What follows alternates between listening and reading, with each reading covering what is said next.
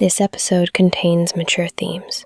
AI technology is used to enhance the listening experience. Listener discretion is advised.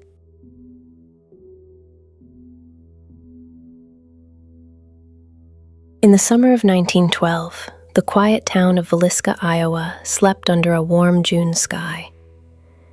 Families locked their doors, the street lamps flickered against whitewashed porches, and the stillness of the night settled in like a comforting blanket. But sometime after midnight on June 10th, that stillness was shattered. 8 people were brutally murdered in their beds, their heads crushed by the blunt side of an axe. No one saw the killer. No one heard a scream. By morning, the town would wake, but the house on 2nd Street never would.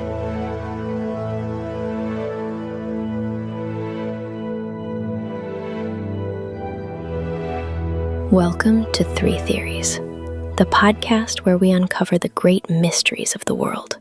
I'm Elena Hart, your guide on this journey through the unknown.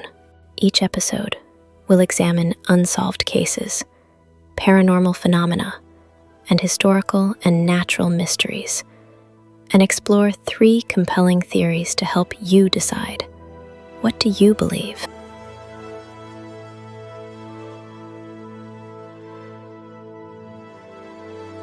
On the corner of East 2nd Street stands a white 2-story home, modest and unremarkable at first glance. The front porch is small, the clapboard paint slightly weathered, the window still staring blankly out toward the quiet street. Visitors today often pause at the threshold, feeling something they can't quite name. A shift in the air, a silence that seems heavier than it should be. But in 1912, it was simply the Moore family home, a happy one. Josiah and Sarah Moore lived there with their 4 children, Herman, Catherine, Boyd, and Paul. Josiah sold farm equipment. Sarah kept the home tidy and warm. They were active in their church, friendly with their neighbors, and respected in their community. In Villisca, a town of fewer than 2,000 people, everyone knew the Moores. Their days were ordinary, filled with small-town rhythms, the creak of wagon wheels, the toll of the church bell, the sound of laughter drifting across backyards at supper time. On Sunday, June 9th, 1912, those rhythms carried on as usual. That evening, the family attended the Presbyterian Church for a special Children's Day program. It was one of the most anticipated events of the year. The sanctuary was packed, the air thick with the hum of summer heat and the scent of pressed linen. Catherine Moore stood proudly near the front, reading her recitation in a clear, careful voice. Her parents beamed. The Stillinger sisters, Lena and Ina, were there too, 2 friends who would later accept an invitation to spend the night at the Moore home after the festivities. A simple act of kindness. By 9:30 that night, the family and their guests returned home. The children were tired from the excitement, their giggles fading as lanterns dimmed. Neighbors later recalled seeing Josiah lock the front door, as he always did. Upstairs, the house settled into stillness. A clock ticked. Floorboards cooled. Somewhere outside, a train whistle echoed across the dark fields beyond town. Then, sometime after midnight, the killer entered. There were no signs of forced entry, no broken windows. Whoever came inside did so quietly, deliberately, perhaps even confidently. Investigators would later theorize that the murderer hid in the attic or pantry, waiting for the lights to go out. The weapon, a household axe belonging to Josiah Moore, was taken from the yard or the woodshed. What happened next would forever stain the walls of that little white house. Upstairs, Josiah and Sarah Moore slept side by side. The first blow came down hard, crushing bone before consciousness could register danger. The next strikes were heavier, almost methodical, as though rage, or something colder, had taken control. Josiah's skull was shattered beyond recognition. Sarah's face was bludgeoned next, her arms drawn up as if she had turned in sleep. Then the killer moved down the narrow hallway to the children's room. The 4 more children never woke. Each was struck repeatedly as they slept, their small bodies left untouched otherwise. The killer then descended the stairs, stepping carefully over the floorboards. In the guest room, Lena and Ina Stillinger were the final victims. Evidence later suggested Lena had awakened, a sign of movement, a defensive position, perhaps even a muffled cry. But the killer finished the job in silence. By dawn, the Moore home was motionless again. At 5 a.m., neighbor Mary Peckham stepped outside to hang her laundry. She noticed the house next door was unusually still. By 7:30, the blinds were still drawn. By 8 o'clock, her worry grew. She knocked. No answer. She called Ross Moore, Josiah's brother, who arrived with a spare key. When he opened the bedroom door upstairs, he staggered back, speechless.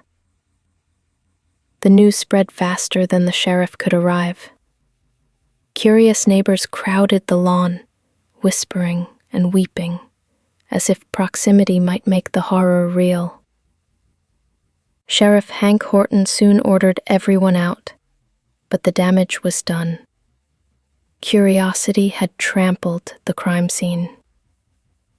By the time the victims were carried out, Villisca was changed forever. 8 people, 6 of them children, murdered with the same weapon, under one roof, for reasons no one could explain. But the story didn't end with the bodies. Inside, investigators found every mirror covered with cloth or clothing. Windows were shrouded. The killer had lingered long enough to make a meal, food half-eaten left on the table, a slab of bacon on the floor, a bowl of bloody water by the sink. It was as if the murderer had paused to wash up before leaving through the darkness. No fingerprints, no footprints, no motive. Just silence and fear. And after that night, Villisca never truly slept again.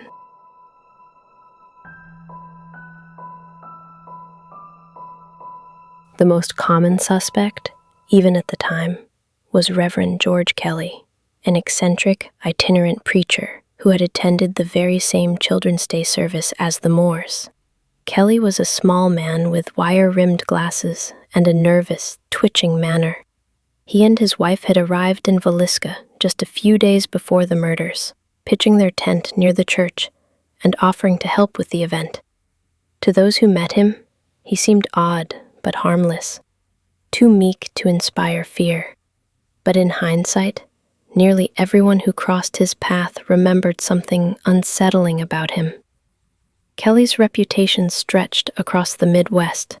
He was known for his erratic behavior, his fixation on young girls, and his habit of writing disturbing letters to women. Some were explicitly sexual in nature. Others rambled about visions and voices from God. He once claimed angels whispered in his ear while he slept. More than one congregation had asked him to leave town after late-night wanderings or inappropriate remarks from the pulpit.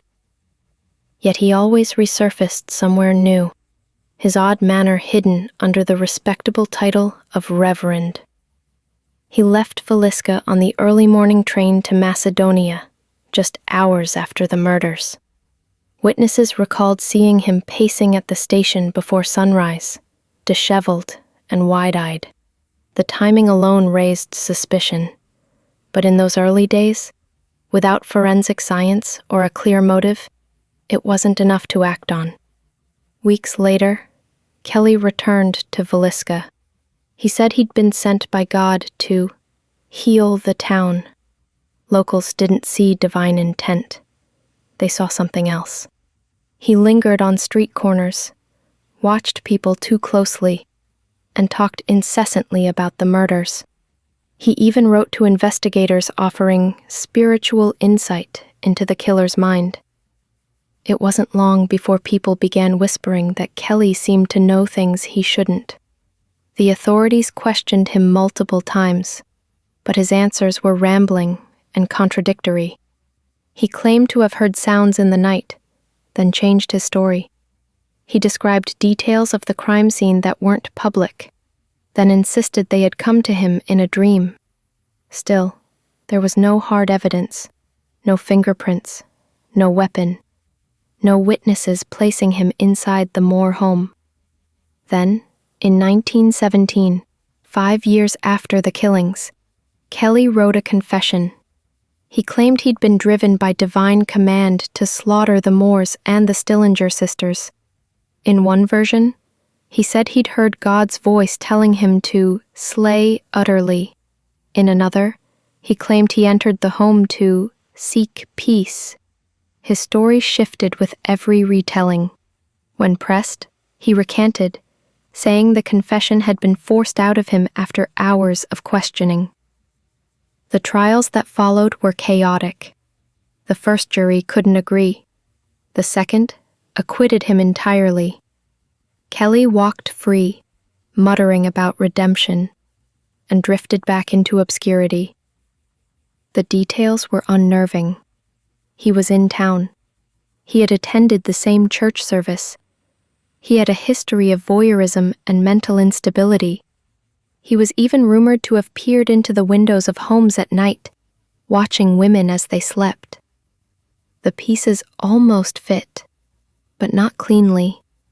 There was no motive, no blood-stained clothing, no witness who saw him near the Moore house. And Kelly, frail and barely over 5 feet tall, seemed physically incapable of carrying out such a violent massacre, let alone subduing 8 people without a sound. Still, his name lingered over Villisca like a ghost. For some, it was easier to believe the monster was a man they could identify, a name they could curse.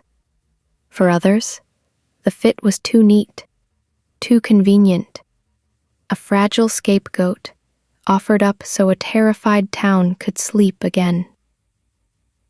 If Reverend Kelly was the killer, why did the murders stop? And if he wasn't, who walked out of that house before dawn?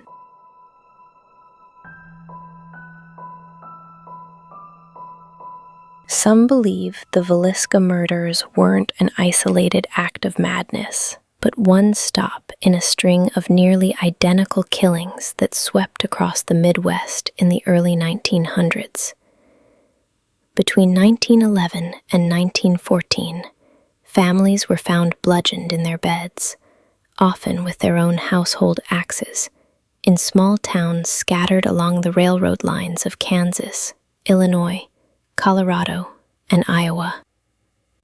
Villisca fit that pattern perfectly. The town's train depot sat just a few blocks from the Moore home. A traveler could step off the evening train, walk unnoticed through the sleeping streets, commit the murders, and be gone before the first light of morning. No dogs barked, no one stirred. It was the perfect route for a killer who used the rails as both cover and escape. Newspapers soon linked Villisca to a dozen similar cases. In Ellsworth, Kansas, an entire family was murdered in 1911.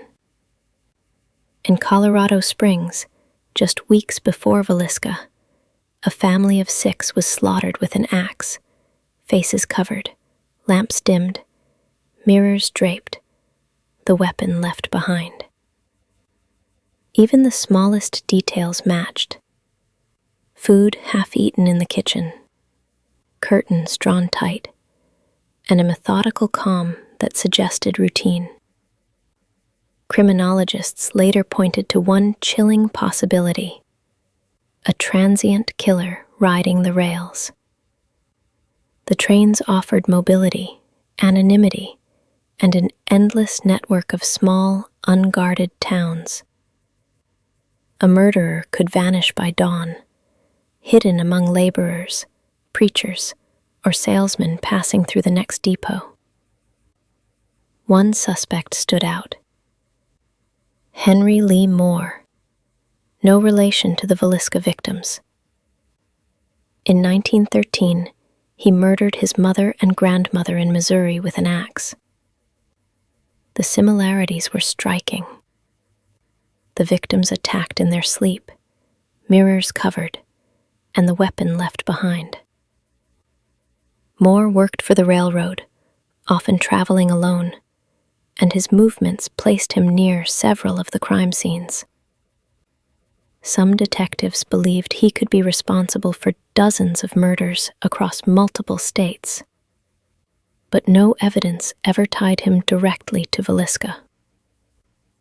Others fit the same mold: nameless drifters, vagrants, men who lived by the rhythm of the trains. Some were questioned, others disappeared into the countryside. No fingerprints, no witnesses, no motive. Only the same quiet calling card: entire families wiped out in the dark by a stranger with an axe. The pattern terrified small-town America. The murders seemed random, methodical, detached from emotion. In Villisca, families stayed awake for weeks, lanterns burning through the night, guns close at hand, listening for the sound of footsteps on gravel. The press gave the faceless killer a name: the man from the train. Decades later, researchers Bill James and Rachel McCarthy James revisited the theory, arguing that one serial killer could be behind dozens of nearly identical axe murders across the United States, with Villisca marking his final act before he disappeared from history. The details fit too well: the ritual, the precision, the eerie sense of control. And yet, the questions remain. Why did the murder stop? Did the killer die, get caught, or simply change his methods? And what was the meaning behind the ritual acts? The covered faces, the draped mirrors, the extinguished lamps. Were they signs of remorse or fear? The railroad theory gave Villisca a human face, but logic only carries you so far. It explains a lot, but not the things no science could touch. If the killer slipped in and out of Villisca like smoke, what else slipped in with him?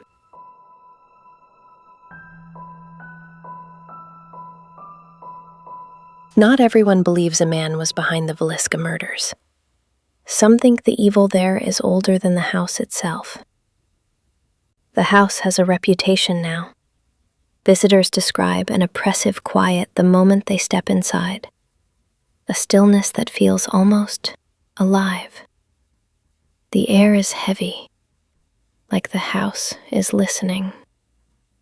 Paranormal investigators have called the energy charged, angry, even predatory. Cold spots appear in hallways, cameras malfunction, and more than one visitor has sworn they heard soft footsteps when no one was moving at all. The murders left a scar that time never healed. Maybe something else took hold in the wound. Over the years, hundreds of guests have stayed overnight in the Villisca Axe Murder house. They come armed with flashlights, recorders, and bravado. But by morning, many leave shaken. Some wake around 3 a.m., the hour the killings are believed to have begun, convinced they hear someone moving through the rooms. The sound of slow, deliberate steps on the stairs. The creak of a floorboard. A whisper too faint to place. Others report seeing shapes, dark silhouettes in the doorways, or standing quietly at the foot of the bed. Some describe a figure resembling Josiah Moore himself, head lowered, as though in prayer. Others claim to see children, fleeting outlines, soft laughter, the sound of a ball rolling across the floor. Objects are said to move on their own. Tools are found in different places than they were left. Lights flicker, batteries die, and voices, sometimes captured on tape, seem to answer questions no one asked aloud. It isn't only the house that feels haunted. The town itself carries a strange weight, a sense that the horror seeped beyond those walls. Some locals believe the ground remembers. Before Villisca was founded, the land belonged to the Omaha tribe. Some say the soil carries old grief, blood, displacement, loss that lingers still. Others whisper that the house was built on a place that was never meant to be disturbed. And then there's the question of faith. The Moores were a devout family, deeply involved in their church. Some claim evil hides most comfortably in the shadows of the righteous. The night of the murders followed a church service celebrating the innocence of children. Hours later, every child in the Moore home was dead. For some, that timing feels like more than coincidence. There's also the strange behavior of the killer, the ritualistic covering of mirrors, the careful draping of sheets over faces, the extinguished lamps. To those who believe in the supernatural, these weren't the actions of a cold-blooded man, but of someone, or something, following ancient rules. In many cultures, mirrors are covered to keep spirits from getting trapped or escaping. Covering the faces of the dead prevents their souls from being stolen. Perhaps the killer wasn't protecting himself from being caught, but from being seen by what he'd unleashed. Even now, guests report feeling a presence that seems to shift from room to room. Investigators describe it as intelligent, responsive. Ask a question in the master bedroom, and something taps on the wall in reply. Whisper a name in the attic, and the air grows colder. Some refuse to enter the children's room at all, saying the energy there feels wrong, like walking into grief that still breathes. There are stories, too, of people who brought something home with them. Tourists who reported nightmares, shadow figures, or sudden illness after visiting the house. Paranormal groups that found their equipment breaking days later. One former visitor claimed she woke each night at 3:15 a.m. for weeks, hearing faint crying in her hallway until she burned the clothes she'd worn inside Villisca. Could the killer have been influenced, possessed, by something beyond human comprehension? Did the violence open a door that never closed? Or was something already waiting, drawn to the Moors' faith, to their goodness, to their light? No one knows. There are no answers in the walls, only silence. The same silence that followed the last screams that night. If something was awakened in Villisca, it may never have gone back to sleep.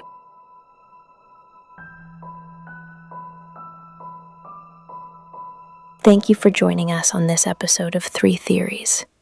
The Villisca Axe Murders remain one of America's most chilling unsolved crimes. 8 lives taken in the quiet of night, with no clear motive and no official killer. Was it a disturbed preacher with a dark obsession? A wandering murderer gliding through towns like a ghost on steel rails? Or did something older and unseen slip through the cracks that night, using human hands to do something inhuman? What do you believe? Visit 3theoriespodcast.com for resources, documents, and additional reading to help you form your own conclusions. Share your thoughts with us on social media and join the conversation. If you enjoyed this episode, please subscribe, rate, and leave a review. Join us next time as we investigate another haunting case and present 3 more theories for you to consider. Until then, keep questioning, keep exploring, and remember, sometimes truth is stranger than fiction.